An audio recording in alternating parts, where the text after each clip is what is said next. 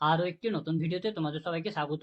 আজকে আমরা এই ভিডিওতে রানী রাসমণি গ্রিন ইউনিভার্সিটির বিভিন্ন পিজি কোর্সে ভর্তি সম্পর্কিত যাবতীয় ইনফরমেশন জানবো, যেগুলি তোমাদের ভর্তির জন্য একান্তভাবে জানা প্রয়োজন। তো যে সমস্ত ইনফরমেশনগুলি জানবো সেগুলি হচ্ছে কোর্স টাইপ অ্যান্ড মোড, অর্থাৎ এখানে যে সমস্ত কোর্সগুলি করানো হয় সেগুলি কোন টাইপের কোর্স এবং কোন মোডে সেই সমস্ত কোর্সগুলি করানো হয়। অ্যাভেলেবেল কোর্সেস, অর্থাৎ এখানে কোন কোন কোর্স করানো হয়, কোর্স ডিউরেশন কি আছে, অর্থাৎ কত সময়ের জন্য কোর্সগুলি করানো হবে, এলিজিবিলিটি ক্রাইটেরিয়া কি আছে, অর্থাৎ আবেদন করার জন্য মিনিমাম কি যোগ্যতা প্রয়োজন, year of passing and age limit কি আছে, অর্থাৎ প্রয়োজনীয় কোয়ালিফিকেশনটা কোন কোন সালে পাস আউট করলে এবং বয়স কতর মধ্যে হলে এখানে আবেদন করা যাবে, নাম্বার অফ সিটস কি আছে বিভিন্ন বিষয়ের, ফি স্ট্রাকচার কি আছে বিভিন্ন বিষয়ের, সিলেকশন প্রসিডিউর কি আছে, অর্থাৎ ভর্তির জন্য এখানে কিভাবে নির্বাচন করা হবে, অ্যাডমিশন প্রসিডিউর কি আছে, অর্থাৎ সম্পূর্ণ ভর্তি প্রক্রিয়াটি কোন কোন স্টেপের মাধ্যমে সম্পূর্ণ করা হয়, এবং অ্যাডমিশন শিডিউল কি আছে, অর্থাৎ কবে থেকে তোমাদের এখানে ভর্তি প্রক্রিয়া শুরু হবে। এই সমস্ত কিছু বিষয় আজকে আমরা এই ভিডিওর মাধ্যমে জেনে নেব। তো এখানে আমরা যে সমস্ত তথ্যগুলি সম্পর্কে জানাবো, এই সমস্ত তথ্য হচ্ছে পরিবর্তনশীল তথ্য।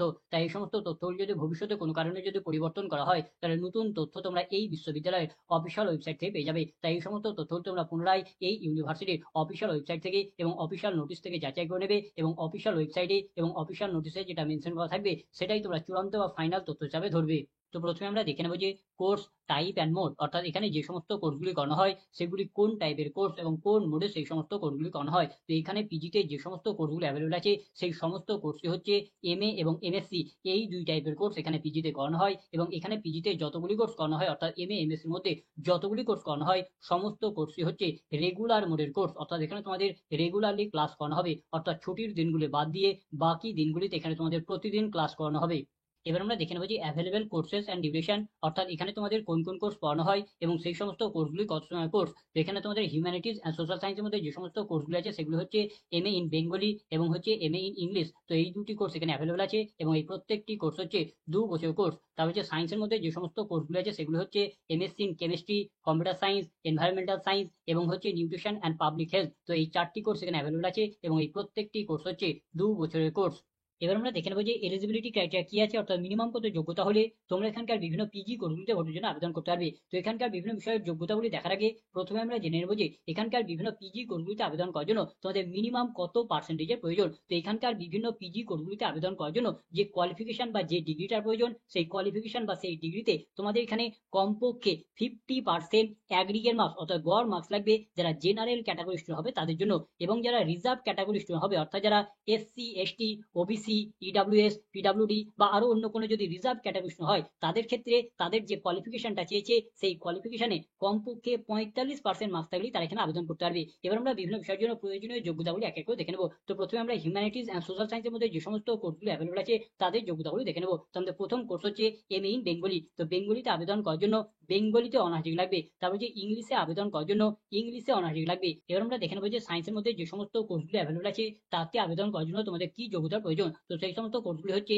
MSc in chemistry. তো কেমিস্ট্রিতে আবেদন করার জন্য কেমিস্ট্রিতে অনার্স ডিগ্রি লাগবে। তারপর হচ্ছে কম্পিউটার সায়েন্সে আবেদন করার জন্য কম্পিউটার সায়েন্স অথবা ম্যাথামেটিক্স অথবা স্ট্যাটিস্টিক্স অথবা ফিজিক্স অথবা ইলেকট্রনিক সায়েন্সে যদি অনার্স ডিগ্রি থাকে তাহলে তোমরা এখানে আবেদন করতে পারবে। অথবা যদি তোমাদের বিসিএ ডিগ্রি করা থাকে, অর্থাৎ ব্যাচেলর অফ কম্পিউটার অ্যাপ্লিকেশন, তাহলেও তোমরা এখানে আবেদন করতে পারবে। অথবা যদি তোমাদের BSc in information technology degree করা থাকে তাহলেও তোমরা এখানে কম্পিউটার সায়েন্সের জন্য আবেদন করতে পারবে। তারপর হচ্ছে এনভায়রনমেন্টাল সায়েন্সে আবেদন করার জন্য এনভায়রনমেন্টাল সায়েন্স অথবা মাইক্রোবায়োলজি অথবা বোটানি অথবা জুওলজি অথবা কেমিস্ট্রি অথবা ফিজিক্স অথবা জিওগ্রাফি অথবা জিওলজি অথবা ফিজিওলজি অথবা বায়োটেকনোলজি অথবা বায়োকেমিস্ট্রি অথবা অ্যানথ্রোপোলজি, এই সমস্ত বিষয়গুলোর মধ্যে থেকে যে কোনো একটি বিষয়ে যদি অনার্স গ্র্যাজুয়েশন ডিগ্রি থাকে তাহলে তোমরা এখানে এনভায়রনমেন্টাল সায়েন্সের জন্য আবেদন করতে পারবে। তারপরে যে নিউট্রিশন অ্যান্ড পাবলিক হেলথ, তো এই কোর্সে আবেদন করার জন্য নিউট্রিশন অথবা নিউট্রিশন অ্যান্ড পাবলিক হেলথ অথবা মাইক্রোবায়োলজি অথবা জুওলজি অথবা বোটানি অথবা ফিজিওলজি অথবা medical laboratory technology and allied biological science, এই সমস্ত বিষয়গুলি থেকে যে কোনো একটি বিষয়ে যদি তোমাদের অনার্স গ্র্যাজুয়েট ডিগ্রি থাকে তাহলে তোমরা এখানে নিউট্রিশন অ্যান্ড পাবলিক হেলথের জন্য আবেদন করতে পারবে। এবার আমরা দেখে নেবো যে year of passing and age limit কি আছে, অর্থাৎ প্রয়োজনীয় কোয়ালিফিকেশনটা কোন কোন সালে পাস আউট হলে এবং বয়স কতর মধ্যে হলে তোমরা এখানকার বিভিন্ন পিজি কোর্সগুলিতে ভর্তির জন্য আবেদন করতে পারবে। তো এখানে পিজিতে যতগুলি কোর্স অ্যাভেলেবল আছে, অর্থাৎ এমএ এমএসসির মধ্যে যতগুলি কোর্স অ্যাভেলেবল আছে সমস্ত কোর্সে আবেদন করার জন্য যে সকল ক্যান্ডিডেটরা তাদের প্রয়োজনীয় কোয়ালিফিকেশনটা কারেন্ট ইয়ারে, অর্থাৎ এবছরে পাস করেছে বা পাস করবে এবং প্রিভিয়াস 2 ইয়ারে পাস করেছে, অর্থাৎ যারা 2023 2024 এবং 2025 এই সমস্ত সালগুলিতে তাদের প্রয়োজনীয় কোয়ালিফিকেশনটিকে পাস করেছে বা পাস করবে কেবলমাত্র তারা এখানকার বিভিন্ন পিজি কোর্সগুলিতে ভর্তির জন্য আবেদন করতে পারবে। এবং এজ লিমিট কি আছে, তো এখানকার বিভিন্ন পিজি কোর্সগুলিতে আবেদন করার জন্য কোনো এজ লিমিট নেই, অর্থাৎ তোমার বয়স যাই হোক না কেন তুমি এখানকার বিভিন্ন পিজি কোর্সগুলিতে ভর্তির জন্য আবেদন করতে পারবে। এবার আমরা দেখে নেবো যে নাম্বার অফ সিট অর্থাৎ বিভিন্ন বিষয়ের জন্য কত করে সিট সংখ্যা আছে। তো এখানে আমরা বিভিন্ন বিষয়ের জন্য যে সিট সংখ্যাগুলি জানাবো, এই সিট সংখ্যাগুলি যদি ভবিষ্যতে কোনো কারণে যদি পরিবর্তন করা হয়, তাহলে নতুন সিট সংখ্যা তোমরা এই বিশ্ববিদ্যালয়ের অফিসিয়াল ওয়েবসাইট থেকে পেয়ে যাবে। তো এখানে আমরা কেবলমাত্র কোনো বিষয়ে টোটাল কত করে সিট সংখ্যা আছে সেটি তোমাদের জানাবো। যদি তোমরা ক্যাটাগরি হিসাবে যদি সিট বিভাজন দেখতে চাও, তাহলে তোমরা ভিডিওটাকে পজ করে দেখে নিতে পারো। তো প্রথমে আমরা হিউম্যানিটিস অ্যান্ড সোশ্যাল সায়েন্সের মধ্যে যে সমস্ত কোর্সগুলো অ্যাভেলেবল আছে তাদের সিট সংখ্যাগুলি দেখে নেবো। তো সেই সমস্ত কোর্সগুলি হচ্ছে এমএ ইন বেঙ্গলি। তো বেঙ্গলিতে টোটাল 35টি মতো সিট আছে। তারপর হচ্ছে ইংলিশে টোটাল 35টি মতো সিট আছে। এবার আমরা সায়েন্সের মধ্যে যে সমস্ত কোর্সগুলো অ্যাভেলেবল আছে তাদের সিট সংখ্যাগুলি দেখে নেবো। তো সেই সমস্ত কোর্সগুলি হচ্ছে এমএসসি ইন কেমিস্ট্রি। তো কেমিস্ট্রিতে টোটাল 28টি মতো সিট আছে। কম্পিউটার সায়েন্সে টোটাল 28টি মতো সিট আছে। এনভায়রনমেন্টাল সায়েন্সে টোটাল 28টি মতো সিট আছে এবং নিউট্রিশন অ্যান্ড পাবলিক হেলথে টোটাল 28টি মতো সিট আছে। এবার আমরা দেখে নেবো যে বিভিন্ন বিষয়ের ফি স্ট্রাকচার কি আছে। তো এখানে আমরা বিভিন্ন বিষয়ের জন্য যে ফি স্ট্রাকচারগুলি জানাবো, এই ফি স্ট্রাকচারগুলি যদি ভবিষ্যতে কোনো কারণে যদি পরিবর্তন করা হয়, তাহলে নতুন ফি স্ট্রাকচার তোমরা এই বিশ্ববিদ্যালয়ের অফিসিয়াল ওয়েবসাইট থেকে পেয়ে যাবে।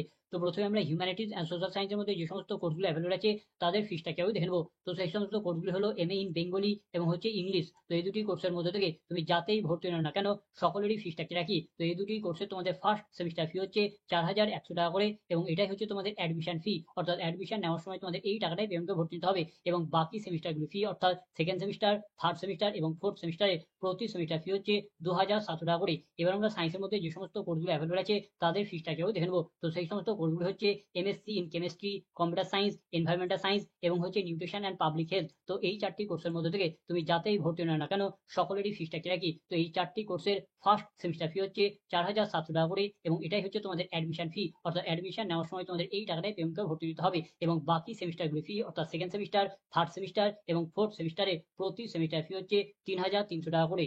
এবার আমরা দেখে নেবো যে সিলেকশন প্রসিডিওর কি আছে, অর্থাৎ ভর্তির জন্য তোমাদের এখানে কিভাবে সিলেক্ট করা হবে অর্থাৎ কিভাবে নির্বাচন করা হবে। তো এখানে পিজিতে যতগুলি কোর্স অ্যাভেলেবল আছে অর্থাৎ এমএ এমএস এর মধ্যে যতগুলি কোর্স অ্যাভেলেবল আছে সমস্ত কোর্সের ভর্তির জন্য তোমাদের যে প্রিভিয়াস একাডেমিক অ্যাচিভমেন্টের যে মার্কসগুলি আছে অর্থাৎ তোমাদের যে প্রিভিয়াস কোয়ালিফিকেশনের যে মার্কসগুলি আছে, মূলত তোমাদের যে গ্র্যাজুয়েশন ডিগ্রির যে মার্কসগুলি আছে সেই সমস্ত মার্কসগুলি দেখে তোমাদের এখানে একটি মেরিট লিস্ট তৈরি করা হবে এবং সেই মেরিট লিস্টের ভিত্তিতে তোমাদের এখানকার বিভিন্ন পিজি কোর্সগুলিতে ভর্তি নেওয়া হবে।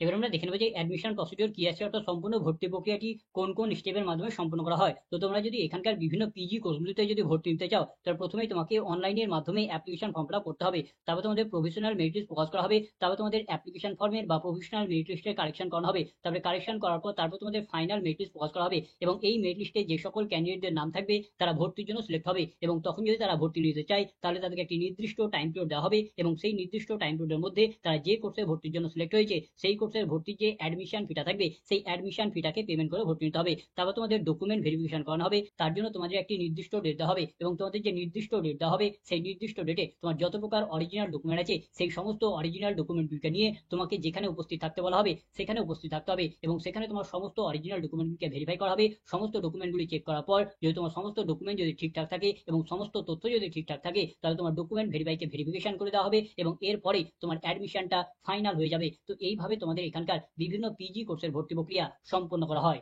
এবার আমরা জেনে নেব যে অ্যাডমিশন শিডিউল কি আছে অর্থাৎ কবে থেকে তোমাদের এখানে ভর্তি প্রক্রিয়া শুরু হবে। তো এখানে পিজিতে যতগুলি কোর্স অ্যাভেলেবল আছে অর্থাৎ এমএ এমএস এর মধ্যে যতগুলি কোর্স অ্যাভেলেবল আছে সমস্ত কোর্সের ভর্তি প্রতি বছর প্রায় আগস্ট সেপ্টেম্বর মাসের মধ্যে মধ্যে শুরু হয়ে যায়। তো এই বছরের জন্য তোমাদের 8ই আগস্ট 2025 তারিখ থেকে ফর্ম ফিল আপ প্রক্রিয়া শুরু হবে এবং ফর্ম ফিল আপ প্রক্রিয়া চলবে 20 আগস্ট 2025 তারিখ পর্যন্ত। তো এখানে আমরা যে সমস্ত ডেটগুলি জানালাম এই সমস্ত ডেটগুলি যদি ভবিষ্যতে কোনো কারণে যদি পরিবর্তন করা হয় বা ডেটগুলি যদি এক্সটেন্ড করা হয় তাহলে তার আপডেট তোমরা রানী রাসমণি গ্রিন ইউনিভার্সিটির অফিসিয়াল ওয়েবসাইট থেকে পেয়ে যাবে। তাই প্রতিনিয়তই তোমাদের এই ইউনিভার্সিটির অফিসিয়াল ওয়েবসাইটকে ভিজিট করে ফলো করতে হবে, সেখানেই তোমাদের নোটিশ দিয়ে জানিয়ে দেওয়া হবে। তো এই ছিল আজকের ভিডিও। তো ভিডিওটা যদি ভালো লাগে তো লাইক করবে, বন্ধুদের মধ্যে শেয়ার করবে, ভিডিও সম্পর্কিত বিষয়ে কোনো কিছু জানার থাকলে কমেন্ট করবে এবং সাবস্ক্রাইব করে আমাদের সাথে উৎসাহ হবে। ধন্যবাদ।